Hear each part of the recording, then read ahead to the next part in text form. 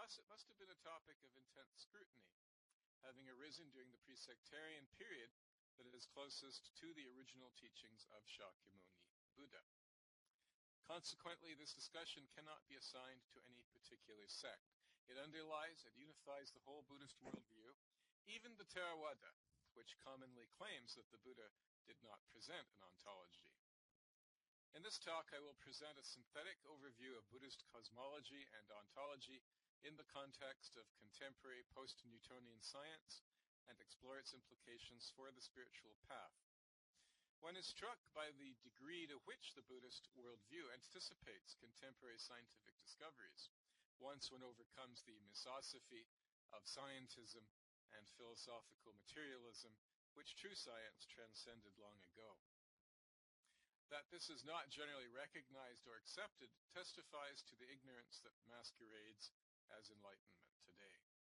Nor is ontology irrelevant to the topic of spiritual development, as some might assert, based on a selective reading of the texts. Rather, in the light of the Buddhist revelations concerning the fundamental and ultimate nature of reality, Buddhist beliefs concerning spiritual practice require a clarity that only enhances the prevalent psychological interpretation, which also suffers from the accusation of subjectivity.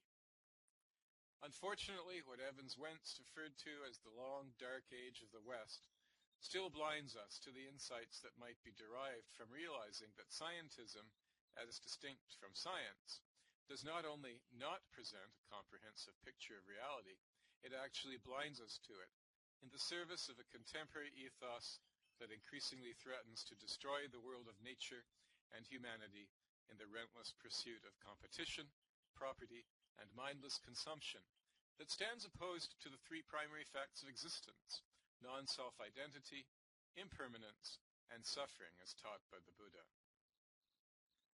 Buddhist cosmology divides experience both vertically and horizontally. Horizontally, the Buddhist sutras describe worlds or world systems separated by vast regions of empty space.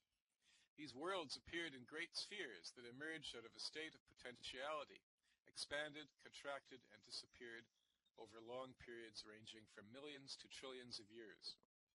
In the largest sense, this fourfold process of origination, evolution, devolution, and potentiality have no beginning and no end. They are infinite and eternal in extent and in duration. The spherical universe is itself organized into more or less spherical stars and galaxies that themselves move in more or less spherical orbits, and even larger collections of galaxies. The latter fact has only recently been substantiated by science. The Buddha also describes the destruction of solar systems by supernovas, which proceed in 7 stages or phases, the so-called 7 suns, characterized by the cessation of rain and the consequent disappearance of vegetation over a period of hundreds of thousands of years, followed by the drying up of the rivers and oceans, and finally the incineration of the earth itself. String theorists also posit that universes themselves coexist as holographic diffraction patterns in a two-dimensional plane that appear in our universe as black holes. While not specifically indicated by Buddhist cosmology, such a view is certainly consistent with it, as is the view of the multiverse view of the universe, which is also very consistent with the Buddhist notion of the infinite interdependent proliferation of karma. This quaternary dynamic structure of origination, evolution, devolution, and potentiality also describes the very small. In fact, it is the fundamental process structure of becoming itself, also known as samsara. Phenomenal reality is nothing other than process, cycles occurring within cycles, driven by the law of karma or causality. What we call matter is not a stuff, but rather a particular kind of process or system of processes. This description largely accords with the modern scientific conception of the physical nature of reality since the downfall of philosophical materialism. The mathematician Alfred North Whitehead, in his book Process and Reality, describes it, for example. If you're interested in taking a look at that book, there's the title for you. The Buddha also describes a vertical dimension, ranging from a high-energy, abstract polarity to a low-energy, quote-unquote, material polarity, that also accords very well with the worldview of modern physics. Buddhist cosmology divides this vertical continuum in various ways, starting with a twofold division into the formless and form realms, lokas or dhatus, and ending with a division into 31 fundamental planes of vibration or existence. According to Buddhist cosmology, human beings inhabit the 5th realm, counting from the bottom, or the 27th realm, counting from the top, of these 31 planes of existence. The human realm is also the lowest, or being the 7th realm, of the so-called happy destinations, represented as a flattened, inverted, triangular island continent that floats in the ocean to the south of Mount Sumeru, the shape of which suggests the Indian subcontinent. This represents the earthly realm, the Manusya Loka, consisting of 4 continents. And these are Jambudvipa, the land of the Indian blackberry tree, Purvavideha, land of the thorn tree, Aparagodhyana, land of the kadam tree, and Uttarakuru, the land of the kalpa tree, located in the south, east, west, and north, respectively. Uttarakuru is the abode of the most advanced humans who live for 1,000 years and are, interestingly, communists. Our own species of human lives on Jambudvipa, characterized by the shortest lifespan of the 4 types. Some of you may be aware that I reproduced the 4 continents in worlds, not in Second Life, because I can't afford to own 4 Sims in Second Life, but I did for a while have 4 Sims in worlds where I reproduced Jambudvipa and the other continents, especially Mount Meru. Unfortunately, I no longer have that account in worlds, so if you missed seeing it when it existed, you're out of luck.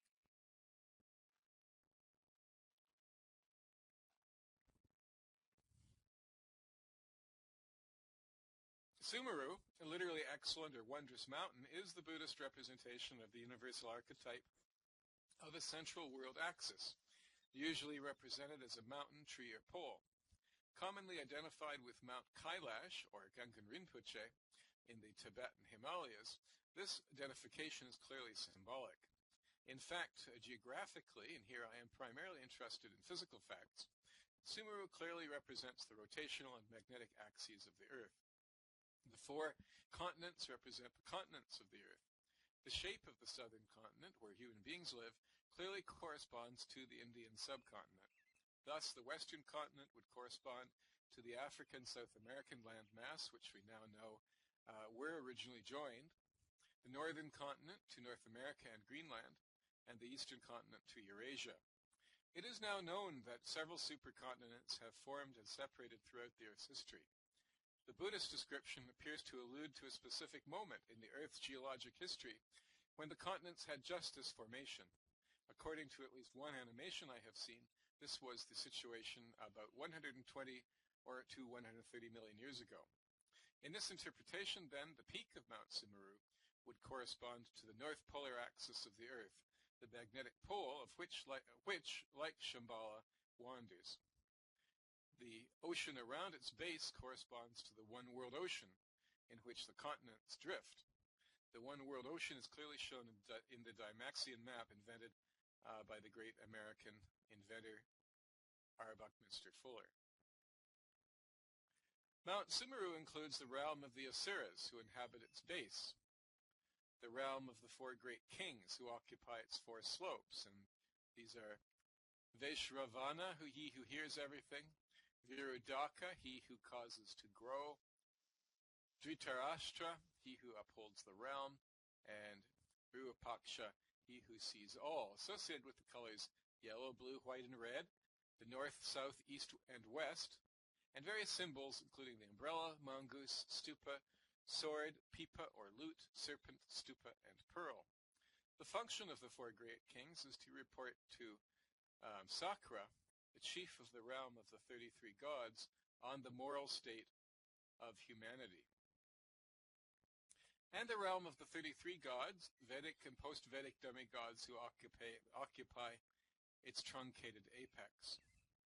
Thus, Mount Sumeru is represented as a truncated four-sided pyramid.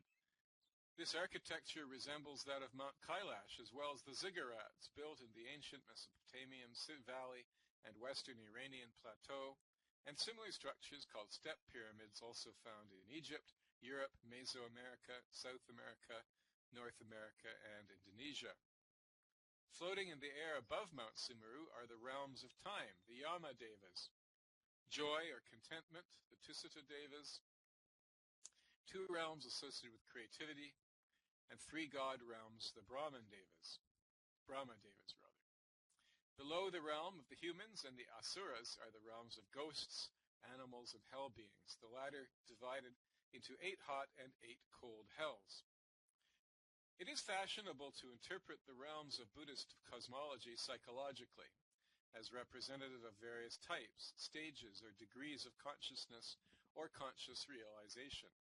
This point of view is certainly valid, but this does not mean that the 31 planes of existence are merely psychological symbols in the modern sense.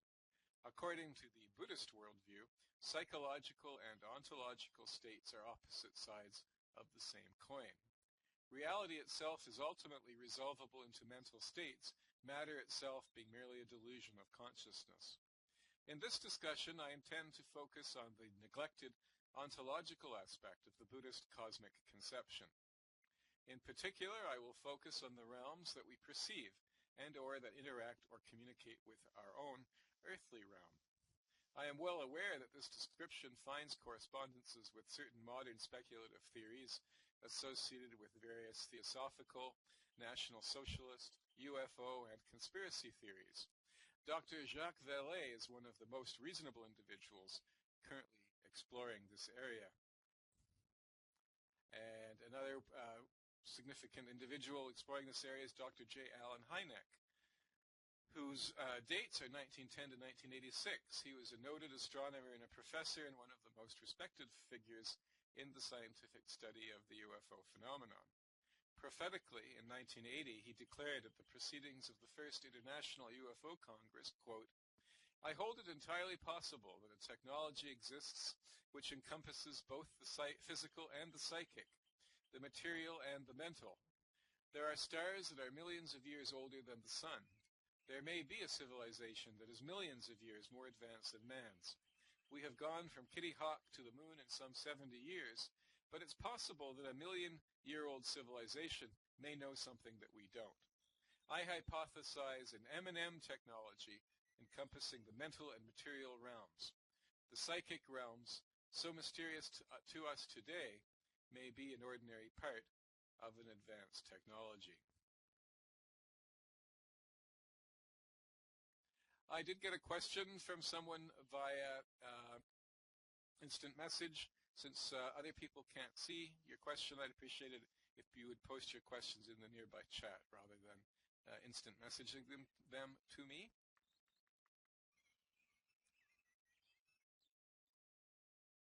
However, while these correspondences may be interesting, it is not my intention here to argue for or against these theories or to endorse any particular point of view, but simply to present the interior Buddhist cosmology from an historical and scientific perspective. Incidentally, I did mention Jacques Vallée. I'll just put his name in the chat, because if you are interested in a scientific assessment of the UFO phenomenon, he is the man to read. According to the sutras, all of the 31 planes of existence, corresponding as they do to levels of conscious realization, are inhabited by sentient beings. This must be true because, as in quantum physics, it is the act of observation that gives rise to phenomenal reality. This is also true of the horizontal dimension of samsara. The difference is that the sentient beings that inhabit the realms above the human realm are far more intelligent, knowledgeable, beautiful, powerful, faster, and long-lived than we are, by many orders of magnitude. They are not, however, necessarily more spiritual than humans. Many are decisively less spiritual. Because of their great gifts inherited from past karma, many of these beings are relatively complacent and simply enjoy their lives, which can last millions, billions, or even trillions of human years. However, at the lower end of the scale, the inhabitants of the Brahma worlds, the Mahabrahmas, may and do take an interest in human affairs. These beings occupy the highest realm that actually interacts with humans. The Brahma world is the lowest world in the system of 31 planes that is not subject to periodic destruction, whereas all of the planes below the Brahma realm are subject to the fourfold process of origination, evolution, devolution, and potentiality already discussed. Beings within these realms are, however, still subject to this process. Otherwise, their merit would not be exhausted and they would not be reborn. Thus, the Brahma world is the highest and subtlest plane of phenomenal existence. They live approximately 1 trillion years. The best known inhabitant of this world is Mahabrahma himself, also known as God, who erroneously, in the Western tradition, it would be that figure would correspond to what the Western tradition calls God. Of course, Buddhism itself does not believe in any God concept in any ultimate sense. Mahabrahma erroneously believes himself to be the creator of the universe because he is the first being to be reborn after the destruction and reappearance of the universe. Clearly, this contradicts the alternative view that the Brahma world is not destroyed, and I do need to research this apparent contradiction more thoroughly, since it seems that both views cannot be true. At this stage in my research, I don't have an answer to that point. In Gnosticism, he is called the Demiurge, the Demiurgos, creator. The Mahabrahma Sahampati convinced the Buddha to preach following his enlightenment for the sake of all sentient beings. Thus, although ignorant and deluded in some ways, Mahabrahmas are not actually malicious.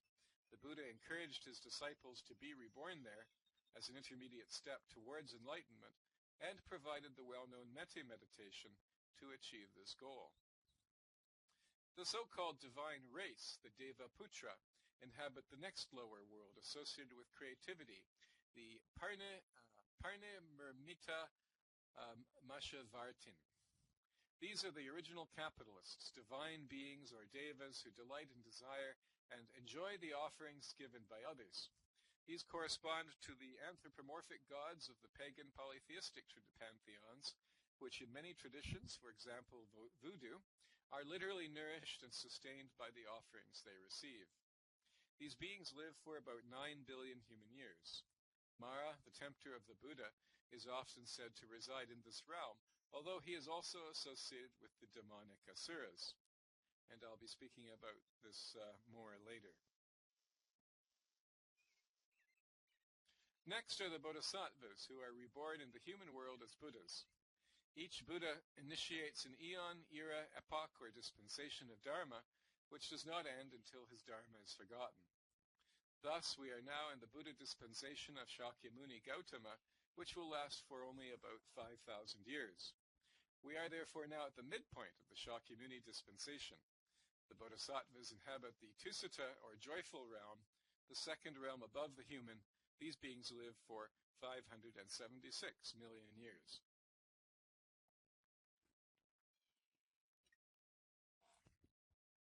The realm of the four great kings is the closest realm next above our own.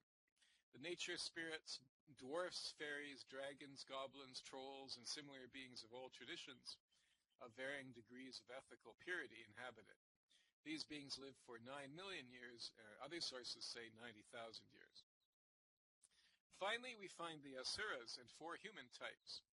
The latter range in longevity from 10 to 1,000 years. Our own human species, which is merely one of many, lives to the south of the base of Mount Sumeru. Currently, we live about 120 years, although originally we were much longer lived than this. During the age of the Chakravartins, literally the rulers of the universe, human beings of the different continents were able to travel between the continents using a flying machine called a Chakraratna. And again, that calls to mind the UFO phenomenon quite strongly. Whereas human beings inhabit 4 great continents in the one-world ocean that surrounds the base of Mount Sumeru, the asuras inhabit the ocean itself, immediately surrounding the base. The word asura was interpreted to mean non-sura, that is, not a sura, a synonym for deva, literally a shining being or an energy being of light. Deva can also be translated celestial, dweller, or star. Generally, in the translations that you find in English, they're translated rather misleadingly as gods or sometimes deities. Asura is often translated Titan, demigod, anti-god, or demon. The Asuras are described as addicted to the passions of wrath, pride, envy, insincerity, falseness, boasting, and bellicosity. They are dominated by ego, force, and violence. At least some Asuras are actually malevolent. As with all of the 6 classes of sentient beings, Asuras may be reborn as human beings, and human beings may be reborn as Asuras. Because humans and Asuras occupy essentially the same plane, that is, the one world ocean surrounding the base of Mount Sumeru, there is considerable interaction between them. Asuras, that is to say, between them and ourselves. Asuras enjoy a much more pleasurable life than humans do, but they are plagued by envy for the Devas. And there is an Asura a kind of Asura spirituality, since these are advanced beings, Devas in fact. If any of you are familiar with the spirituality of Aleister Crowley, he comes to mind as a typical example of the Asura type of spirituality. Asuras and human beings are alike in that we both have shared a similar fate. Both human beings and the Asuras originally occupied a much higher realm in the Buddhist hierarchy. Asuras originally lived in the realm of the 33 gods on the peak of Mount Sumeru, but they were cast down to the foot of the mountain due to their drunkenness. Thus, the Asuras and the Devas of the 33 gods engage in constant conflict, in which human beings also become embroiled. The Asuras were not always regarded as evil beings. In the Rig Veda, which was written between approximately 1500 and 1000 before the Common Era, Asuras were a type of Deva, such as Asura Varuna, the god of the celestial ocean, the underwater world, and law and order, moral and societal affairs, and nature. Asuras, the word literally means lord, were originally a term associated with individual Devas, not a class of beings in their own right. Asuras become a distinct class of being during the late Vedic period, between about 1000 before the Common Era and 500 before the Common Era. Originally, the Asuras were the older and stronger siblings of the Devas, powerful and beneficent. The later Vedic texts begin to document a conflict between the Asuras and the Devas, in which the Asuras were invariably victorious. According to the Bhagavad Gita, the Asuras are described as vicious, proud, arrogant, conceited, angry, harsh, and ignorant. This reflects a growing conflict between the older dominant cult of Asura worship and a newer but rising cult of Deva worship. Originally, the Asuras were non-anthropomorphic and formless gods, in contradistinction to the more anthropomorphic Devas. The Asuras were the guardians of the natural and moral laws of Rita, the great principle of cosmic order that regulates and coordinates the operation of the universe, comparable to Dharma and Karma. The Deva worshippers, on the other hand, were concerned with power, might, fear, submission, and the status quo. Interestingly, it was also during the late Vedic period that women were stripped of their traditional rights and privileges and demoted to the status of property, something the Buddha opposed, but which was reinstated immediately after his death, the so-called parinirvana, about 400 before the Common Era, by the Arhats of the First Buddhist Council. And we discussed that last time in my talk on the status of women in ancient India and the Pali tradition. We went into some detail about the oppression of women during the late Vedic period, the Buddha's attempt to reestablish women's rights, and then the Sangha going after his death, returning the Sangha back to the accepted state of affairs in which women were regarded as chattel, which has, of course, continues to plague Indian society right down to the present day. Thus, the division between the Asura and Deva worshippers appears to correspond to a social schism that occurred during the late Vedic period and culminated in the Samana counterculture of the 6th and 5th centuries before the Common Era. In Buddhism, the asuras are seen as inferior deities who are never satisfied and who always strive to improve themselves. This is paradoxical because the Buddha opposed the Brahmanic establishment based on caste, supported by the Deva worshippers, as a degenerate remnant of the primordial tradition that the Buddha sought to restore.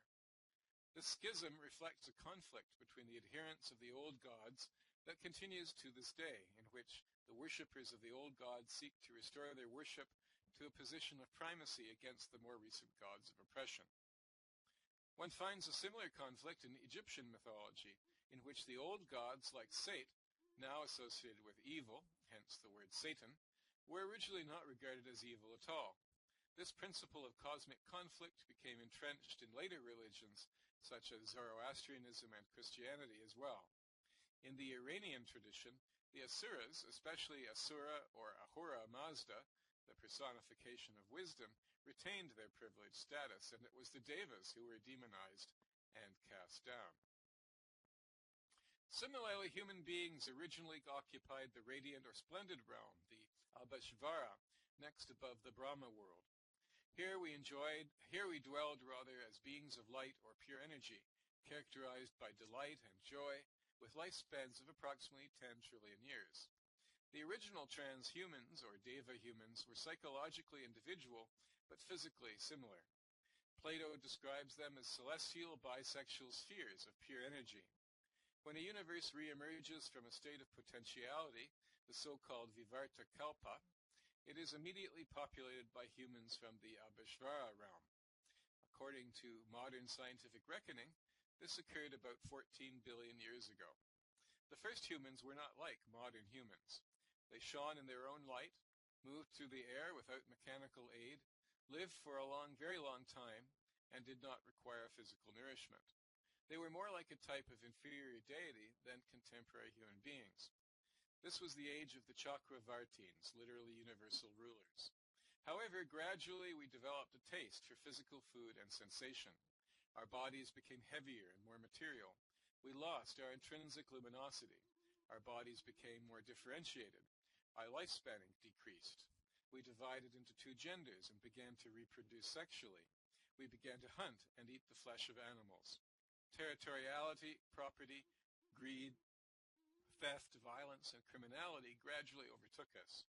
Social distinctions in government arose. The critical transition to humanity appears to have begun during the hunter-gatherer stage of human civilization. This arose about 2 million years ago, according to the archaeological record, corresponding to Homo erectus, who is also credited with the discovery of fire. It culminates in the Neolithic Revolution, which occurred almost 10,000 years ago. This appears to be the period when the Deva humans began to enter into the physical primate evolution through the process of rebirth or transmigration.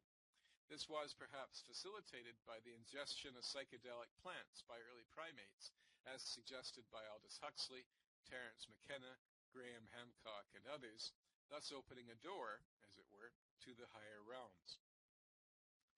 Asuras perceive devas in the same way that animals perceive humans. Humans perceive animals consistently unless they are very small, but devas and asuras only rarely. Asuras are often confused with hell beings. The objection to devas that we do not see them disappears entirely when one realizes that one is comparing orders of sentient beings potentially comparable to the difference between an ant and a man. Ants appeared in the evolutionary record about 100 million years ago. Homo appeared about 2.5 million years ago. Consequently, the difference between ants and men is only about 97.5 million years, far less than the trillion-year lifespan of devas. So it is clear that the difference between devas and men is of an order of magnitude at least 10,000 times greater than that between ants and men. A deva is no more visible to a man than a man is to an ant, even though the latter may be crawling across his hand. The argument works the other way, too. When was the last time you communicated with an ant? Yet ants and human beings inhabit the same terrestrial space. Thus, it is not necessarily true that the planes of samsara are ontologically separate, any more than the higher dimensions of strings are separated from space and time in string theory. All of the dimensions may coexist and yet be invisible to each other. Similarly, we have millions of radio and television programs and cell phone conversations passing through our bodies right now, but we do not perceive them. Perhaps this is the reason why we have yet to discover extraterrestrial civilizations, some of which must be millions or even billions of years older than Homo sapiens. Perhaps they are right here, right now, but we simply cannot see them. And since I've got a cat, I've also had the opportunity to observe my cat quite closely over an extended period of time, and I keep thinking about all the things that are happening in my life on the computer when I'm talking to people who are visiting me.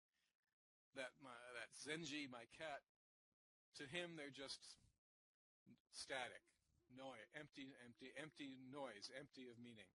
And I think to myself, the difference between a human being and a cat isn't really that great. Why should we be the apex of sentience? Perhaps our relationship to reality is not that different than the relationship of my cat is to my reality. In other words, there are aspects and dimensions of reality of which we have no clue still. In order to appreciate a higher energy being, one must adjust one's own energy vibration frequency to their level. This is possible in theory by concentrating consciousness, increasing its vibration. Mind itself is the universal substrate of reality. Thus, all of reality is, in principle, accessible to it. This can be achieved through meditation or a variety of mind-altering techniques, both physical and psychological, including the ingestion of psychedelic substances, but one's perceptions will be limited by one's cognitive capacity, which is largely a matter of karma, since all human beings are capable of enlightenment in principle. This capability is the Tathagata Garbha, the Buddha nature or Buddha potentiality. On the other hand, a Buddha has transcended samsara completely.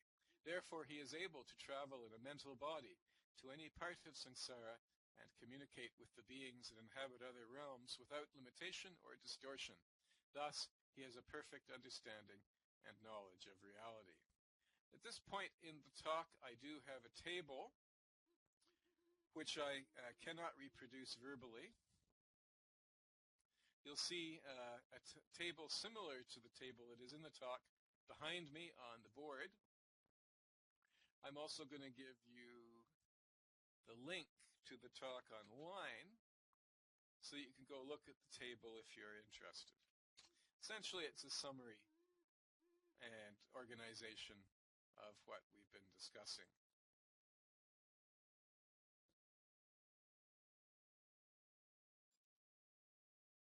When we consider spiritual development in this way, from the perspective of Buddhist cosmology, we see that we must ascend the great chain of being, to use a Western term, from the realm that we inhabit, the so-called earth realm, step by step.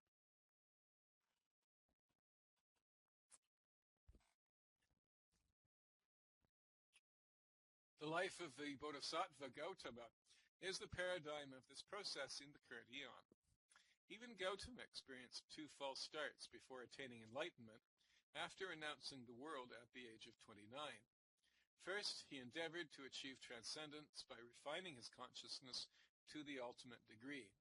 Although he experienced the highest possible meditative state, the 4th formless meditation, in which he realized the highest plane of samsara, the sphere of neither perception nor non-perception, and you'll see that on the board behind me at the top of the list.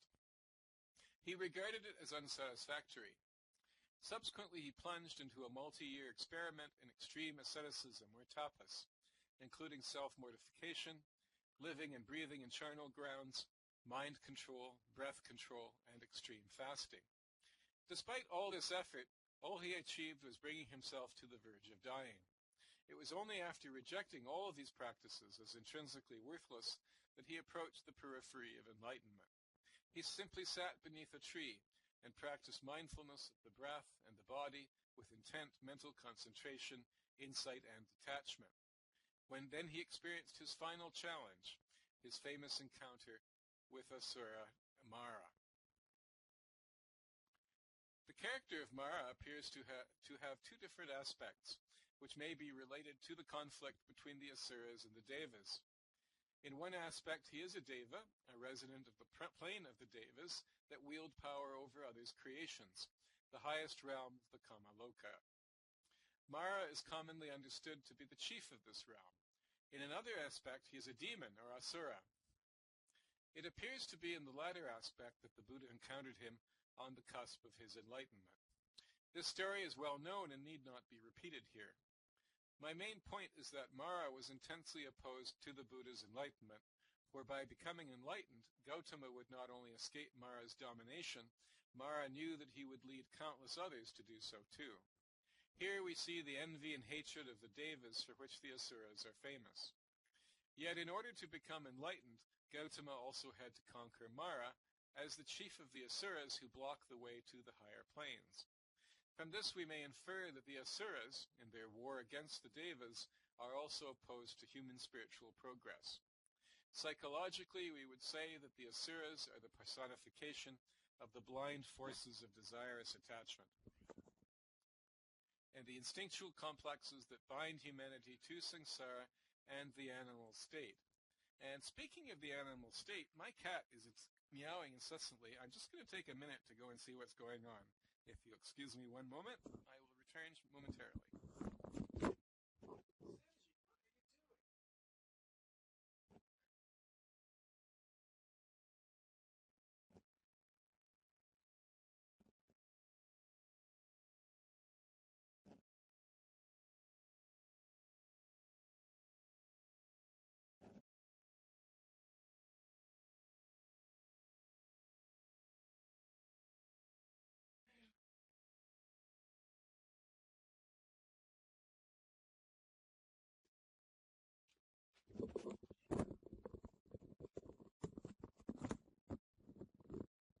Okay, I'm back. Sorry about that.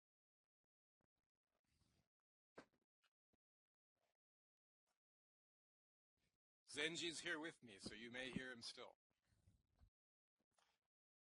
The animal state.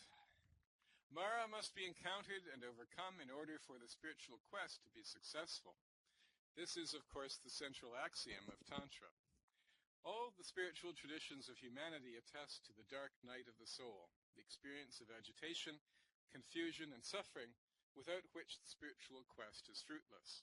Nevertheless, as I have already mentioned, this Western psychological interpretation is only one side of the coin.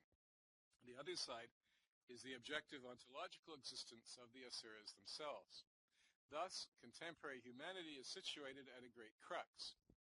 On the one hand, we can remain in the state of samsaric attachment, which is where the asuras want us to be, in the same state as the asuras themselves, ignorant, lustful, violent, and self-destructive.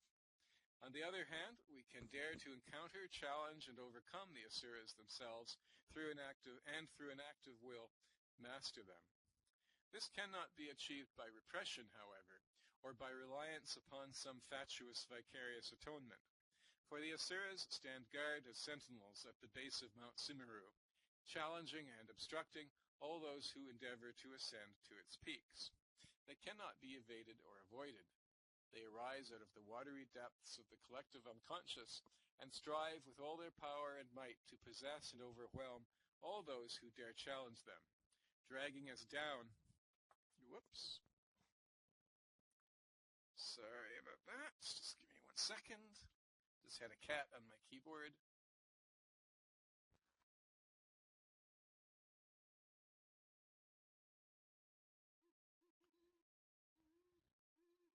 Dragging us down into the very chaos in which they exist themselves.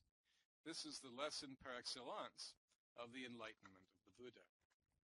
One is struck by the profound correspondence between Buddhist cosmology and the post-Newtonian scientific understanding of the nature of reality.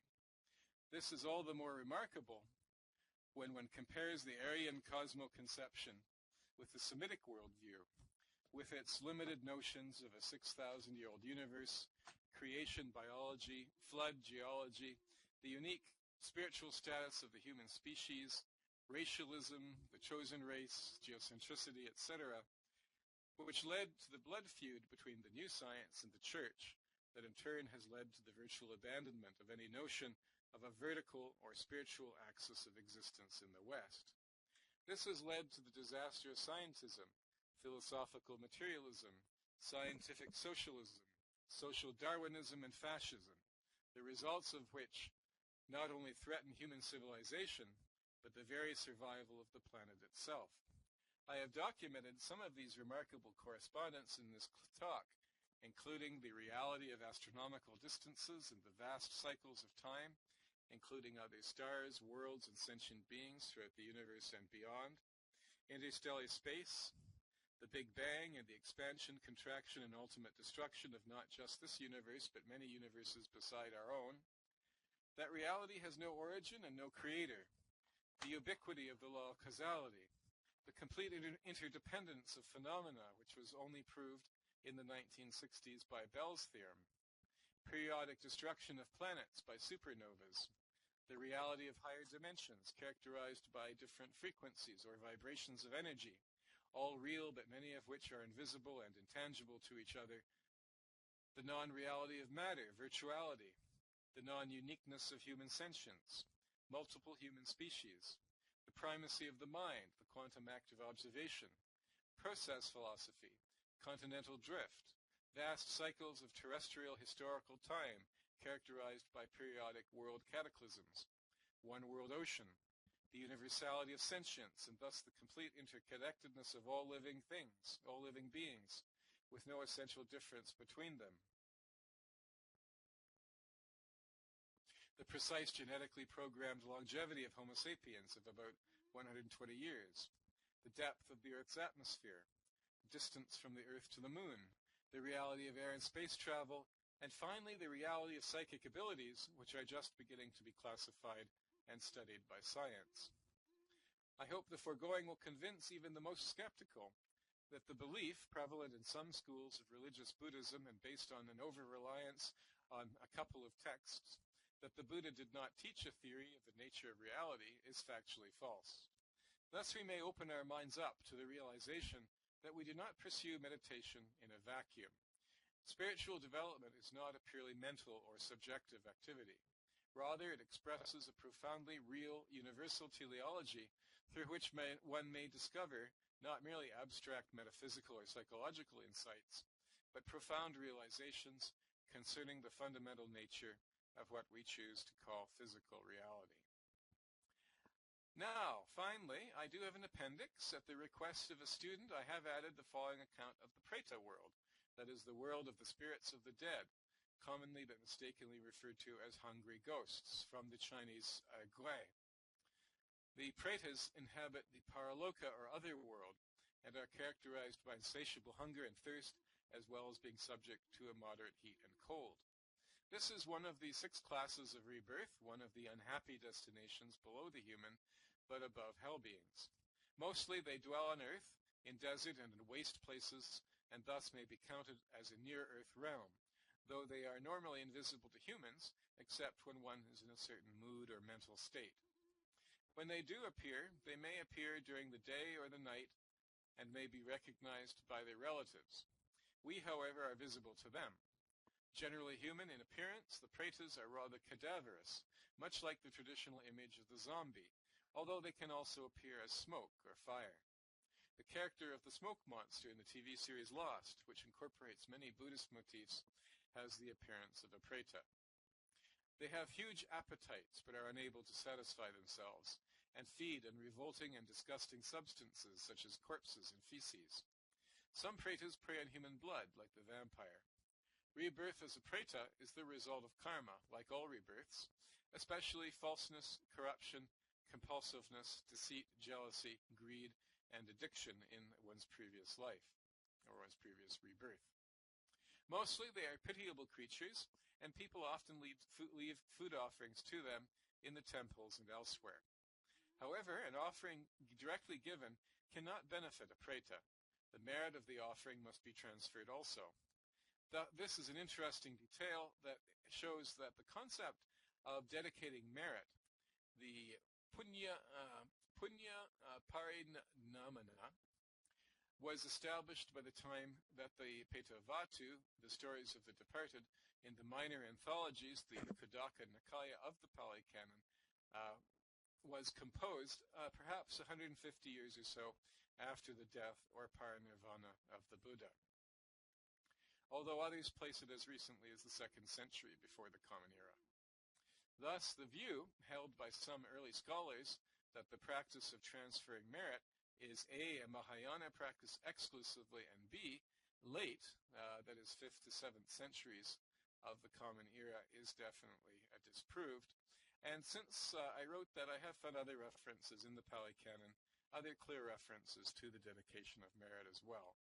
So the dedication of merit idea or doctrine definitely did arise during the canonical period of the creation of the Pali Canon. Okay, that completes my talk. Thank you very much for listening. I did see a few comments flashing past in the chat, but I didn't see any question marks, so I didn't stop.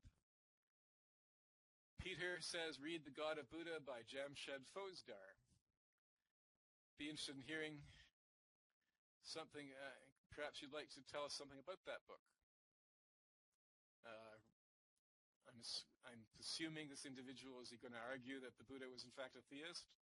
I've heard arguments like that before and haven't found them convincing, but I'm happy to take a look at the book. KJ Inglewood says he sees and hears things that you don't. Yes, that's true. I believe you're talking about my cat.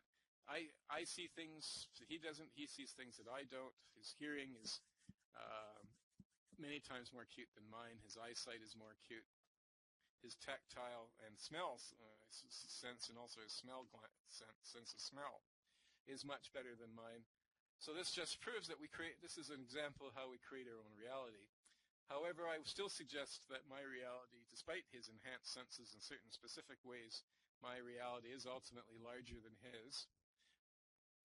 For one thing, I have a reflexive conception myself as in relation to the universe, and through our science we have been able to describe the development of the universe going right back to its inception, which I suspect a cat does not have a concept like that.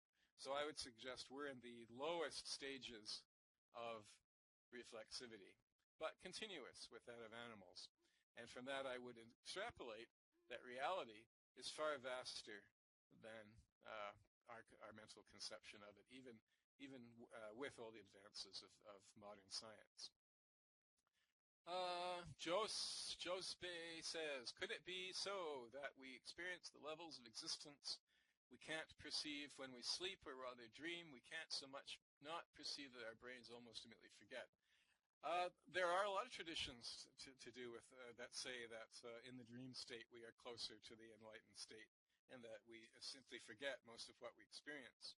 Mrs. C.A.F. Rhys-Davids, you may remember, the great Pali Buddhist translator that I did a talk on a few weeks ago, said that in her later life she in fact attained that power, a power of traveling in her mental body during sleep.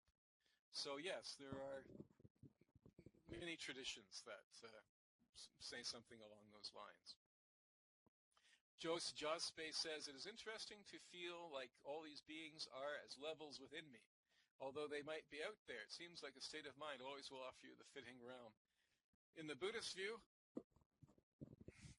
it's all out there and it's all mental simultaneously. So we're all parts, we all exist and we're all parts of each other. Argus Portal says, yes, one can reduce that to functions of the brain. Phoenix Aglow, oh, okay, thank you, you're welcome. Yes, Peter says that it correlates the Hindu writings with Buddhist scripture. There are Buddhist scholars who would like to divorce the Buddha from his Indian context, especially in Sri Lanka, for reasons that we know from recent history. I prefer the view that the Buddha was an Indian and that he was influenced by his cultural milieu, to the notion that he was a tabula rasa. So there are differences between the Buddhist description of the world and the Hindu view, but there are also many correlations as well. Peter says, according to the law of cause and effect, if animals had our capacity for reason, there would be evidence of it. I think that follows. Peter says he was speaking mostly to Hindus, right? You're referring to the Buddha? Technically, he was speaking to, well, I was going to say technically he was speaking to Indians, but that's as wrong as saying he's speaking to Hindus, because Indians didn't exist then either.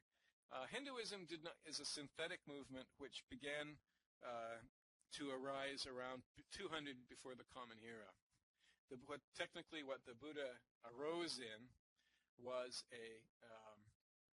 the Shakyan civilization in the city of Kapilavastu, founded by Kapil, the sage Kapila, who is the founder of Sankhya. He would have been influenced by Vedic civilization, but he would have looked at it to some extent as an outsider, in the sense that, for example, in the Shakya Republic, the caste system had still not taken root, and Brahmanism was well established in the West, but was still not dominant in the Northeast. Although many Brahmins did, as clear from the Pali Canon, many Brahmins did hold positions of political power. For example, they were the mayors of small cities and that sort of thing. But the Vedic tradition was in disarray. It was decadent. It was not believed in by many people and did not answer the spiritual needs of the people. And at the same time, Northeast India was never strongly established in Northeast India as well. So the Buddha certainly would have been influenced by it, aware of it, but not necessarily regarding himself as inside it. And likely he was also influenced by the Upanishads. He was probably influenced by Proto-Shaivism, which I talked about in my talk on the status of women. Proto-Shaktism and Proto-Shaivism. The Buddha lived a little before textual evidence for Shaivism arose, but as we know, the culture invariably precedes the text, and these ideas were in the culture, even if they hadn't been written down yet. So he was the Samana movement, which he joined, was already established by the time he joined it, especially given the more recent death date of 400 before the Common Era.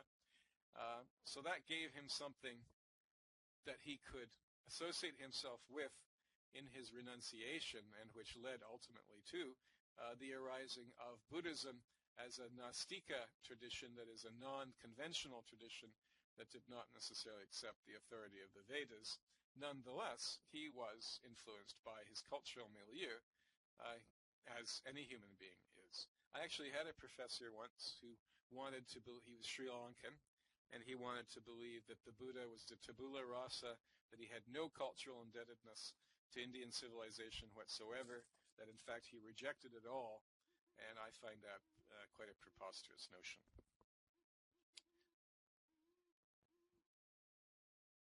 Any other questions or discussion before we proceed to our dedication of merit?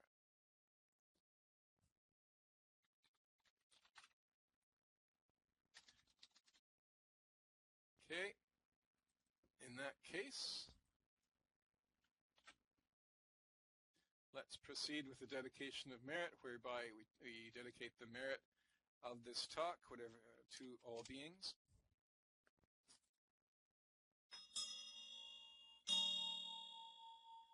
Whatever understanding, whatever positive forces come from this, may it go deeper and deeper and act as a cause to reach enlightenment for the benefit of all. Thank you very much for this opportunity to discuss Dhamma.